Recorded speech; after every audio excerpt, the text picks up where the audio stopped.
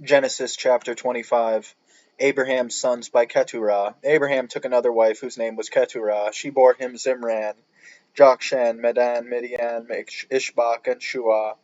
Jokshan became the father of Sheba and Dedan. The descendants of Dedan were Ash, Hurim, the Letushim, and the Leumim. The descendants of Midian were Ephah, Epher, Hanok, Abida, and Eldah. All of these were descendants of Keturah. Abraham gave everything that he owned to his son Isaac. To the sons of his concubines, however, he gave gifts while he was still living, and as he sent them away eastward to the land of Kedem, away from his son Isaac. Death of Abraham. The whole span of Abraham's life was 175 years. Then he breathed his last, dying at a ripe old age, grown full old after a full life, and he was gathered to his people. His son Isaac and Ishmael buried him in the cave of Machpelah in the field of Ephron, son of Zohar the Hittite, which faces Mamre. The fields that Abraham had bought from the Hittites, there he was buried next to his wife Sarah. After the death of Abraham, God blessed his son Isaac, who lived near Lahai Roi. Descendants of Ishmael. These are the descendants of Abraham's son Ishmael, whom Hagar the Egyptian, Sarah's slave, bore to Abraham. These are the names of Ishmael's sons, listed in the order of their birth.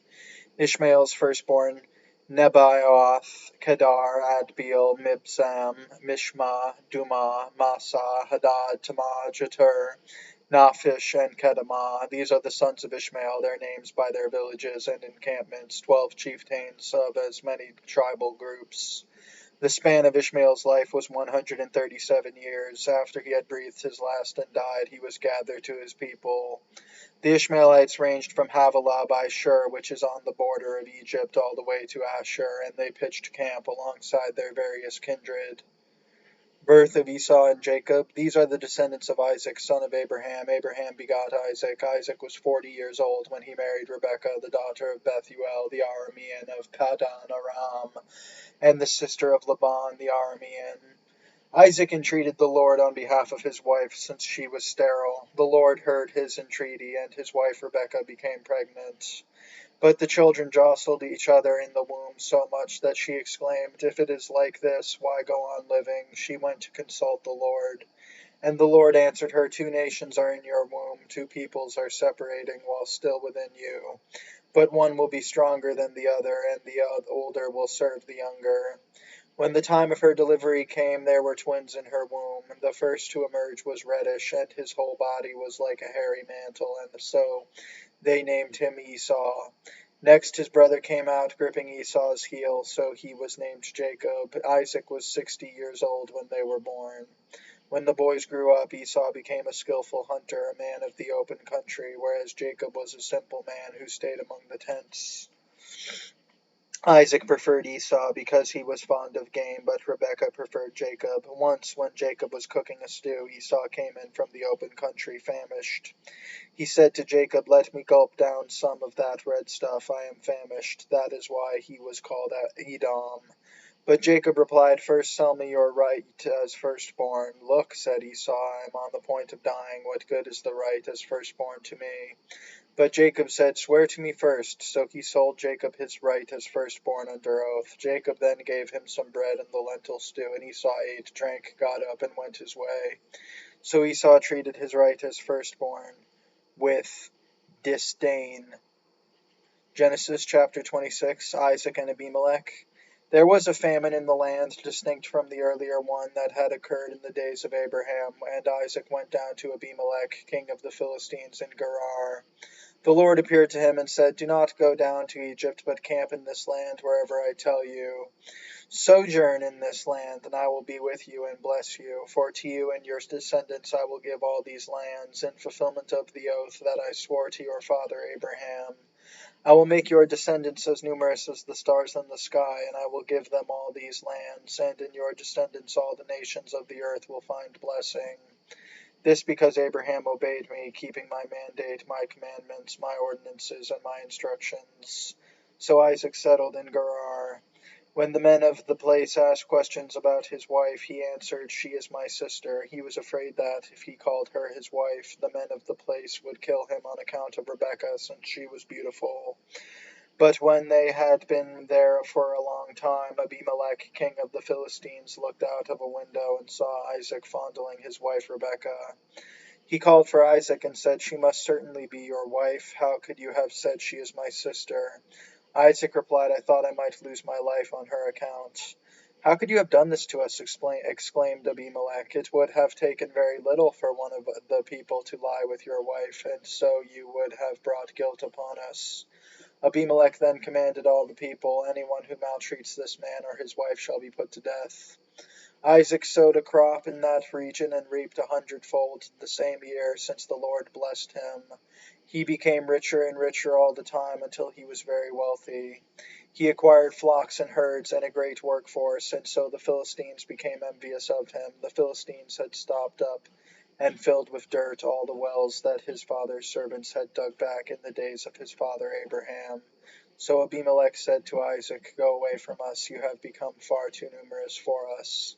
Isaac left there and camped in the Wadi Gerar, where he stayed. Isaac reopened the wells which his father's servants had dug back in the days of his father Abraham, and which the Philistines had stopped up after Abraham's death. He gave them names like those that his father had given them. But when Isaac's servants dug in the Wadi and reached spring water in their well, the shepherds of Gerar argued with Isaac's shepherds, saying, "The water belongs to us." So he named the well Esek, because they had quarreled there.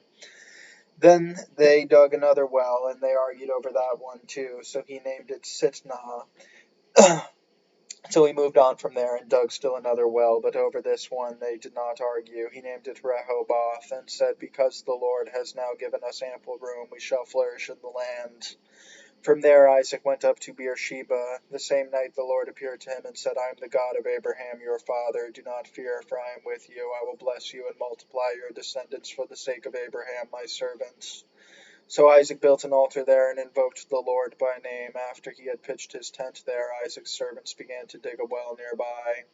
Then Abimelech came to him from Gerar with Ahuzath his counselor, and Phicol the general of his army. Isaac asked them, "Why have you come to me, since you hate me and have driven me away from you?" They answered, "We clearly see that the Lord has been with you. So we thought, let there be a sworn agreement between our two sides, between you and us. Let us make a covenant with you. You shall do no harm to us, just as we have not maltreated you, so have always acted kindly towards you, and have let you depart in peace. So now may you be blessed by the Lord." Isaac then made a feast for them, and they ate and drank. Early the next morning they exchanged oaths. Then Isaac sent them on their way, and they departed from him in peace. That same day Isaac's servants came and informed him about the well they had been digging. They told him, "We have reached water." He called it Sheba, hence the name of the city is Beersheba to this day. When Esau was 40 years old, he married Judith, daughter of Beeri the Hittite, and Basemath, daughter of Elon the Hivite. But they became a source of bitterness to Isaac and Rebekah. Genesis chapter 27, Jacob's deception. When Isaac was so old that his eyesight had failed him, he called his older son Esau and said to him, "My son, here I am," he replied. Isaac then said, "Now I have grown old, I do not know when I might die. So now take your hunting gear, your quiver and bow, and go out into the open country to hunt some game for me. Then prepare for me a dish in the way I like, and bring it to me to eat, so that I may bless you before I die." Rebekah had been listening while Isaac was speaking to his son Esau. So when Esau went out into the open country to hunt some game for his father, Rebekah said to her son Jacob, "Listen, I heard your father tell your brother Esau, 'Bring me some game and prepare a dish for me to eat, that I may bless you with the Lord's approval before I die.' Now, my son, obey me in what I am about to order you. Go to the flock and get me 2 choice young goats, so that with these I might prepare a dish for your father in the way he likes. Then bring it to your father to eat, that he may bless you before he dies." But Jacob said to his mother Rebekah, "But my brother Esau is a hairy man, and I am smooth-skinned." Suppose my father feels me, he will think I am making fun of him, and I will bring on myself a curse instead of a blessing. His mother, however, replied, Let any curse against you, my son, fall on me. Just obey me. Go and get me the young goats. So Jacob went and got them and brought them to his mother, and she prepared a dish in the way his father liked. Rebekah then took the best clothes of her older son Esau that she had in the house, and gave them to her younger son Jacob to wear. And with the goatskins she covered up his hands and the hairless part of his neck. Then she gave her son Jacob the dish and the bread she had prepared. Going to his father, Jacob said, Father. Yes, replied Isaac, which of my sons are you? Jacob answered his father, I am Esau, your firstborn. I did as you told me. Please sit up and eat some of my game, so that he may bless me. But Isaac said to his son, How did you get it so quickly, my son? He answered, The Lord your God directed me. Isaac then said to Jacob, Come closer, my son, that I may feel you, to learn whether you really are my son Esau or not.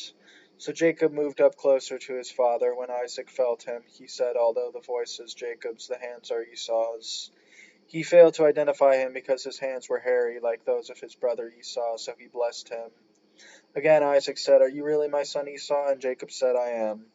Then Isaac said, Serve me, my son, and let me eat of the game, so that I may bless you. Jacob served it to him, and Isaac ate. He brought him wine, and he drank. Finally his father Isaac said to him, Come closer, my son, and kiss me. And Jacob went up to kiss him. Isaac smelled the fragrance of his clothes. With that he blessed him, saying, Ah, the fragrance of my son is like the fragrance of a field that the Lord has blessed. May God give to you of the dew of the heavens and of the fertility of the earth abundance of grain and wine. May people serve you and nations bow down to you. Be masters of your brothers, and may your mother's sons bow down to you. Cursed be those who curse you, and blessed be those who bless you. Jacob had scarcely left his father after Isaac had finished blessing him, when his brother Esau came back from his hunt. Then he too prepared a dish, and bringing it to his father, he said, Let my father sit up and eat some of his son's game, so that you may then give me your blessing. His father Isaac asked him, Who are you? He said, I am your firstborn son Esau.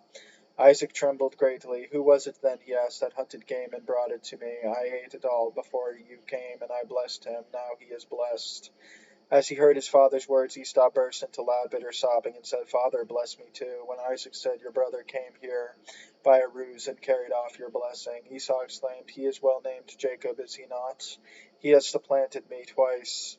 First he took away my right as firstborn, and now he has taken away my blessing. Then he said, Have you not saved a blessing for me?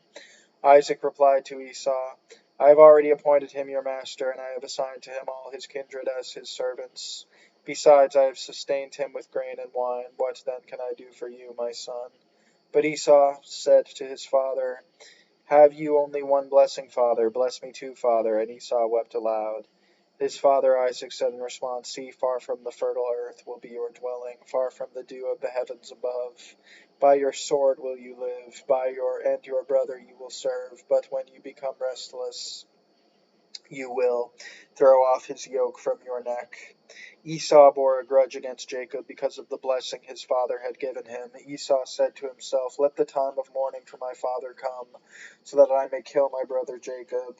When Rebekah got news of what her older son Esau had in mind, she summoned her younger son Jacob and said to him, Listen, your brother Esau intends to get his revenge by killing you. So now, my son, obey me. Flee at once to my brother Laban in Haran, and stay with him a while until your brother's fury subsides, until your brother's anger against you subsides, and he forgets what you did to him. Then I will send for you and bring you back. Why should I lose both of you in a single day? Jacob sent to Laban. Rebekah said to Isaac, I am disgusted with life because of the Hittite woman. If Jacob also should marry a Hittite woman, a native of the land, like these women, why should I live? Genesis chapter 28. Isaac therefore summoned Jacob and blessed him, charging him, You shall not marry a Canaanite woman. Go now to Padan Aram, to the home of your mother's father Bethuel, and there choose a wife for yourself from among the daughters of Laban, your mother's brother.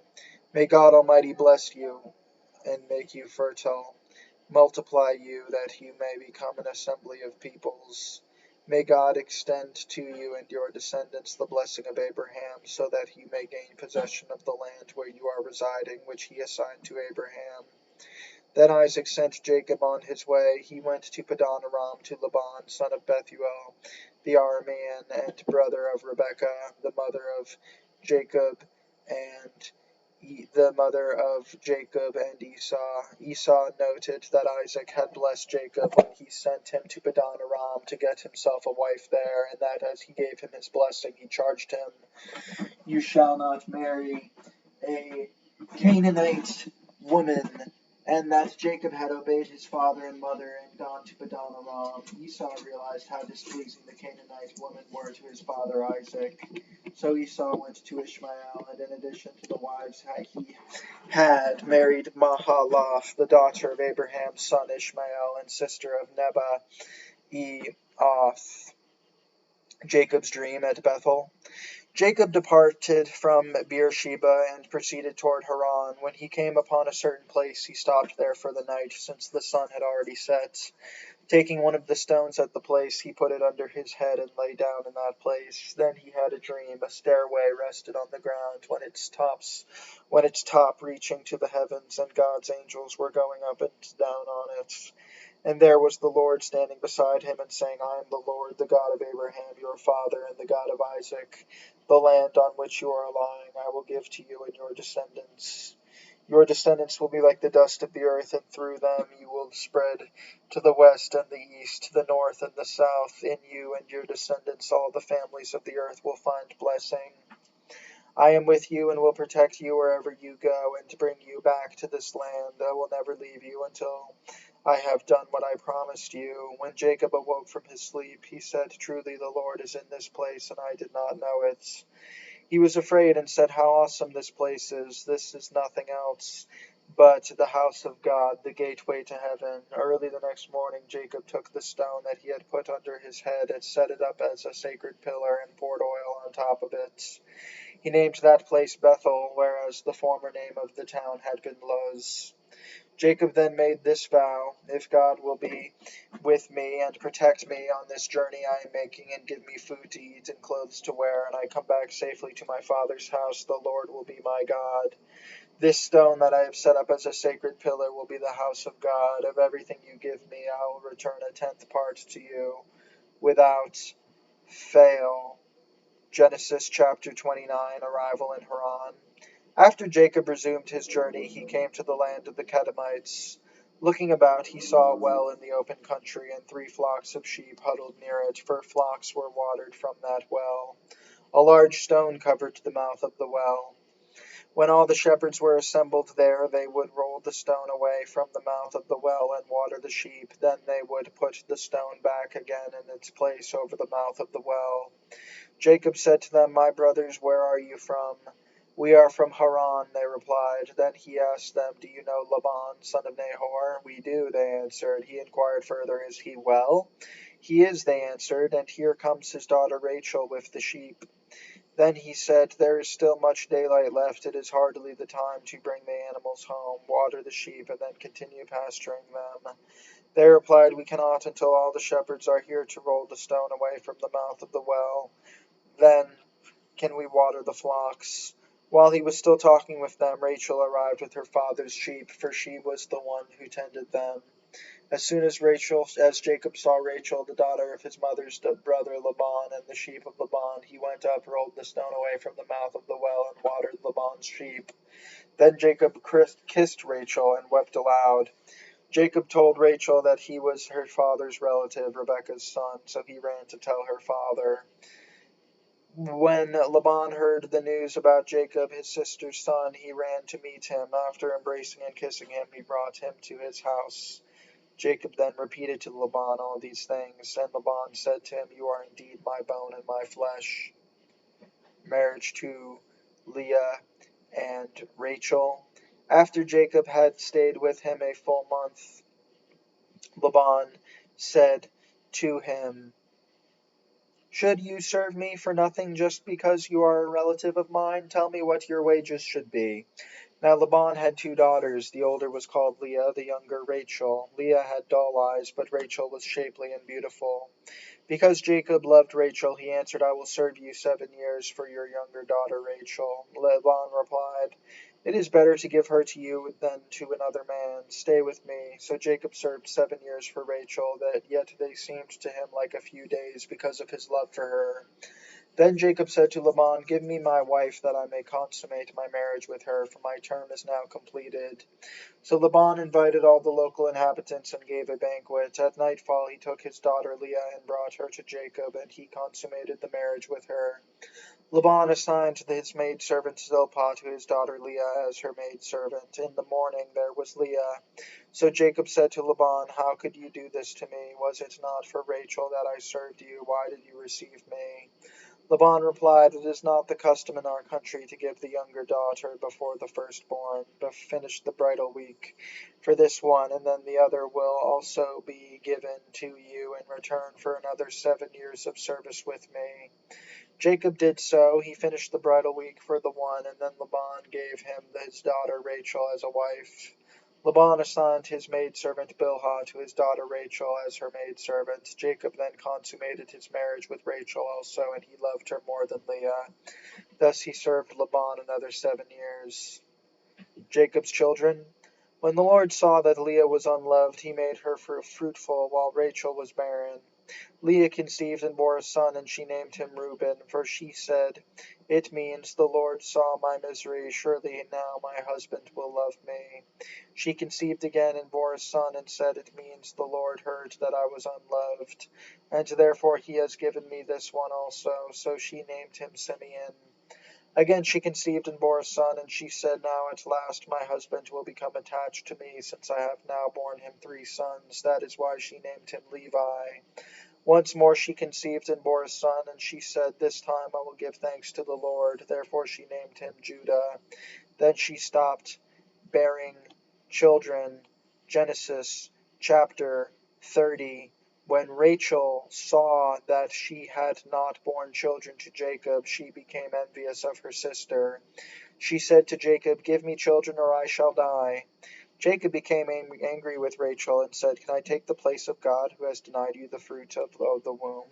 She replied, Here is my maidservant Bilhah. Have intercourse with her, and let her give birth on my knees, so that I too may have children through her.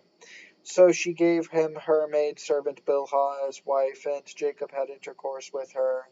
When Bilhah conceived and bore a son for Jacob, Rachel said, God has vindicated me. Indeed, he has heeded my plea and given me a son. Therefore she named him Dan. Rachel's maidservant Bilhah conceived again and bore a second son for Jacob. And Rachel said, I have wrestled strenuously with my sister, and I have prevailed. So she named him Naphtali. When Leah saw that she had ceased to bear children, she took her maidservant Zilpah and gave her to Jacob as wife. So Leah's maidservant Zilpah bore a son for Jacob. Leah then said, What good luck! So she named him Gad. Then Leah's maidservant Bilhah bore a second son to Jacob, and Leah said, What good fortune, because women will call me fortunate. So she named him Asher. One day during the wheat harvest Reuben went out and came upon some mandrakes in the field, which he brought home to his mother Leah. Rachel said to Leah, Please give me some of your son's mandrakes. Leah replied, Was it not enough for you to take away my husband, that you must now take my son's mandrakes too? Rachel answered, In that case Jacob may lie with you tonight in exchange for your son's mandrakes. That evening, when Jacob came in from the field, Leah went out to meet him. She said, You must have intercourse with me, because I have hired you with my son's mandrakes. So that night he lay with her. And God listened to Leah. She conceived and bore a fifth son to Jacob. Leah then said, God has given me my wages for giving my maidservant to my husband. So she named him Issachar.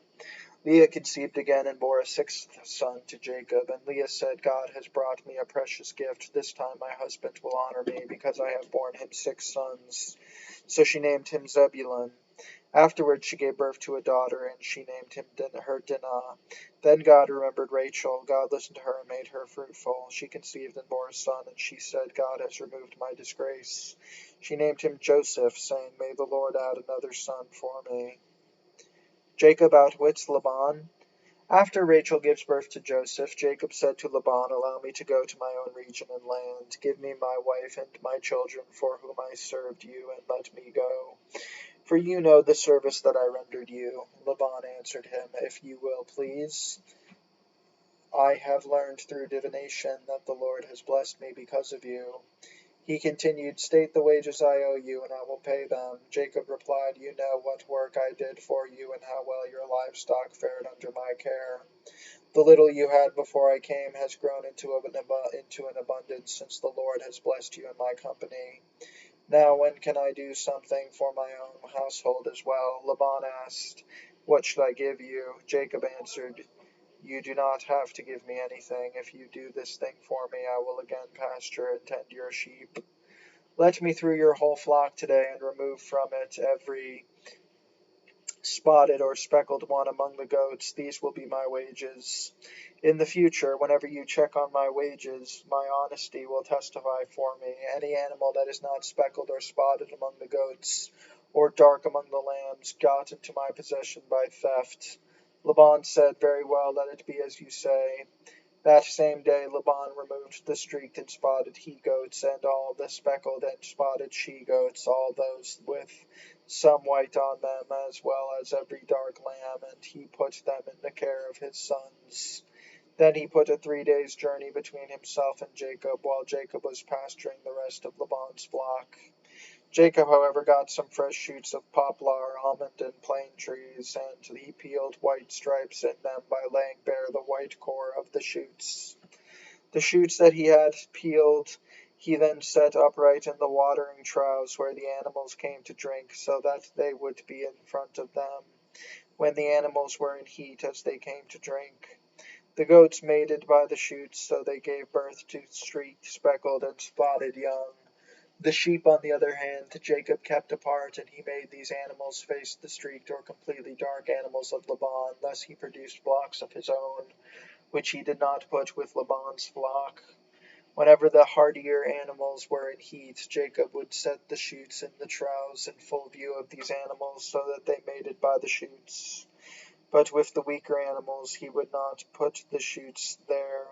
So the feeble animals would go to Laban, but the hardy ones to Jacob. So the man grew exceedingly prosperous. And he owned large flocks, male and female servants, camels, and donkeys. Genesis chapter 31. Flight from Laban. Jacob heard that Laban's sons were saying, Jacob has taken everything that belonged to our father, and he has produced all this wealth from our father's property. Jacob perceived too that Laban's attitude toward him was not what it had previously been. Then the Lord said to Jacob, Return to the land of your ancestors, where you were born, and I will be with you. So Jacob sent for Rachel and Leah to meet him in the field where his flock was. There he said to them, I have noticed that your father's attitude toward me is not as it was in the past, but the God of my father has been with me. You know well that with all my strength I served your father, yet your father cheated me and changed my wages 10 times. God, however, did not let him do me any harm. Whether your father said, The speckled animals will be your wages, the entire flock would bear speckled young. Whenever he said, The streaked animals will be your wages, the entire flock would bear streaked young. So God took away your father's livestock and gave it to me. Once during the flock's mating season I had a dream in which I saw he-goats mating that were streaked, speckled, and mottled. In the dream God's angel said to me, Jacob, and I replied, Here I am. Then he said, Look up and see, and the he-goats that are mating are streaked, speckled, and mottled. For I have seen all the things that Laban has been doing to you. I am the God of Bethel, where you anoint a sacred pillar and made a vow to me. Get up now, leave this land, and return to the land of your birth. Rachel and Leah answered him, Do we still have an heir, or heir's portion in our father's house? Are we not regarded by him as outsiders? He not only sold us, he has even used up the money that he got for us. All the wealth that God took away from our father really belongs to us and our children, so do whatever God has told you.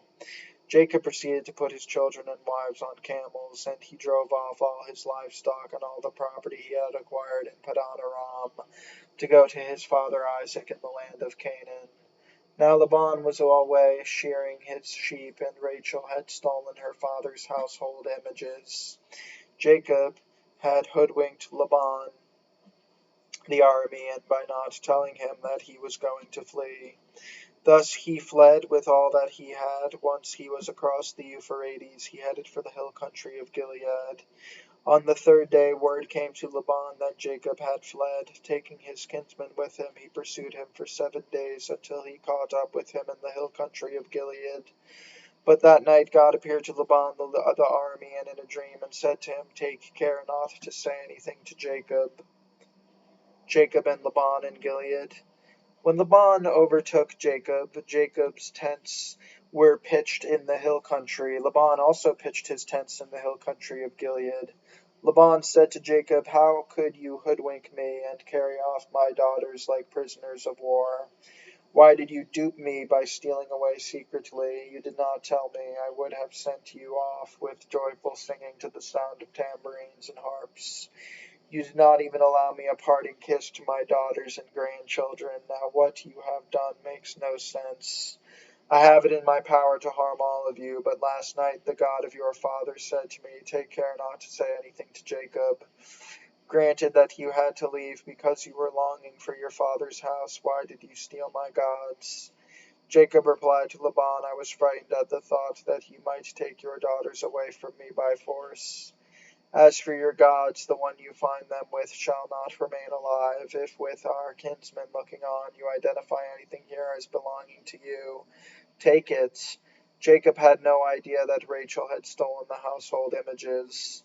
Laban then went in and searched Jacob's tent and Leah's tent, as well as the tents of the two maidservants, but he did not find them. Leaving Leah's tent, he went into Rachel's. Meanwhile, Rachel had taken the household images, put them inside the camel's saddlebag, and seated herself upon them. When Laban had rummaged through her whole tent without finding them, she said to her father, Do not let my lord be angry that I cannot rise in your presence. I am having my period. So despite his search, he did not find the household images. Jacob, now angered, confronted Laban and demanded, What crime or offense have I committed that you should hound me? Now that you have rummaged through all my things, what have you found from your household belongings? Produce it here before your kinsmen and mine, and let them decide between the two of us. In the 20 years that I was under you, no ewe or she-goat of yours ever miscarried, and I have never eaten rams of your flock. I never brought you an animal torn by wild beasts. I made good the loss myself. You held me responsible for anything stolen by day or night. Often the scorching heat devoured me by day, and the frost by night, while sleep fled from my eyes. Of the 20 years that I have now spent in your household, I served you 14 years for your two daughters and 6 years for your flock, while you changed my wages 10 times. If the God of my father, the God of Abraham, and the God of Isaac had not been on my side, you would now have sent me away empty-handed. But God saw my plight and the fruits of my toil, and last night he reproached you. Laban replied to Jacob, The daughters are mine, their children are mine, and the flocks are mine. Everything you see belongs to me. What can I do now for my own daughters and for the children they have borne? Come now, let us make a covenant, you and I, and it will be a treaty between you and me. Then Jacob took a stone and set it up as a sacred pillar. Jacob said to his kinsmen, Gather stones. So they got stones and made a mound, and they ate in there at the mound. Laban called it Jagar Sahadutha, but Jacob called it Galeed. Laban said, This mound will be a witness from now on between you and me. That is why it was named Galeed. And also Mizpah, for he said, May the Lord keep watch between you and me when we are out of each other's sight. If you mistreat my daughters or take other wives besides my daughters, know that even though no one else is there, God will be a witness between you and me.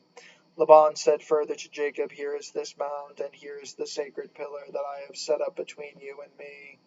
This mound will be a witness, and this sacred pillar will be a witness, that with hostile intent I may not pass beyond this mound into your territory, nor may you pass beyond it into mine. May the God of Abraham and the God of Nahor, the God of their father, judge between us." Jacob took the oath by the fear of his father Isaac. He then offered a sacrifice on the mountain and invited his kinsmen to share in the meal. When they had eaten, they passed the night on the mountain.